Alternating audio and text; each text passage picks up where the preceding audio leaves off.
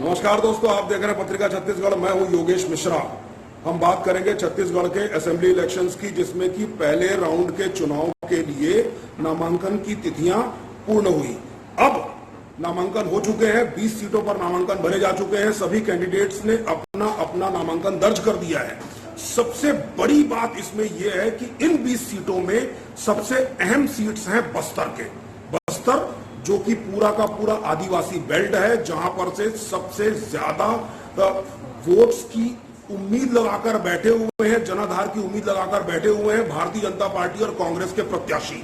इसमें भारतीय जनता पार्टी के लिए क्रूशल है बस्तर, क्योंकि भारतीय जनता पार्टी पिछले 2 चुनावों से लगातार बस्तर से हार रही है। बस्तर के सीटों में उसका जनाधार कम होता चला जा रहा है। इस बार भारतीय जनता पार्टी चाहेगी कि आदिवासी बेल्ट, खासकर बस्तर और सरगुजा, दोनों ही तरफ के मैक्सिमम सीटों पर वो कब्जा कर ले और उसके बेसिस पर वो इस बार फिर से अपनी सरकार बनाने में कामयाब हो सके। तो पहले राउंड के 20 सीटों में बस्तर के जो सीट्स हैं वो इतने ज्यादा इंपॉर्टेंस रखते हैं, इतने क्रूशल हैं और इतना बड़ा रोल प्ले करने वाले हैं इस चुनाव में कि आपको उस पर नजर बनाकर रखनी होगी। भारतीय जनता पार्टी और कांग्रेस दोनों चाहते हैं कि वहां से मैक्सिमम सीटें ले आए। भारतीय जनता पार्टी चाहती है कि इस बार पूरा बाजी पलट दे, कांग्रेस को वहां से पटखनी दे और मैक्सिमम सीटों पर जीत दर्ज करके एक बढ़त कायम कर ले। और उस बढ़त के बेसिस पर जब नेक्स्ट राउंड में, जो कि 17 नवंबर को होना है, पहला जो इलेक्शन होगा, पहला जो वोटिंग होगा वो 7 नवंबर को होगा, दूसरा 17 नवंबर को होना है।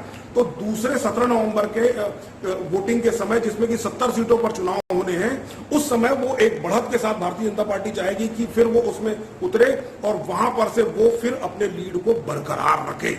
तो हमको ये देखना होगा कि भाजपा किस तरह से कन्वर्ट करती है बस्तर के सीटों को, अपने तरफ कन्वर्ट करती है, किस तरह से उनको अट्रैक्ट करती है और क्या क्या बातें लाती हैं।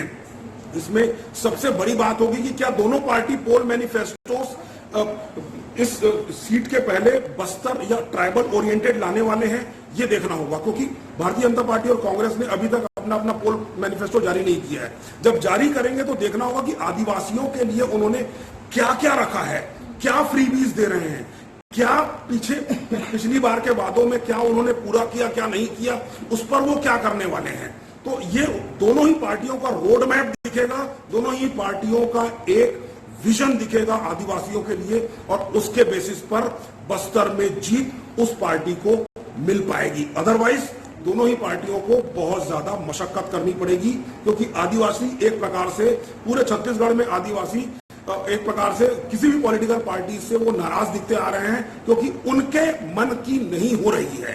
और पत्रिका इस बात पर नजर बनाकर रखेगी कि कैसे, किस किस क्षण कौन कौन किस एक्टिविटी में लगा है और कैसे अपने वोट को कन्वर्ट करने में, वोट को, जनाधार को बढ़ाने में अपनी पूरी मेहनत लगा रहा है, और इसके बेसिस पर कौन सी पार्टी कैसे लीड हासिल करती है, हम नजर बना के रखेंगे। और आप बने रहिए पत्रिका छत्तीसगढ़ के साथ।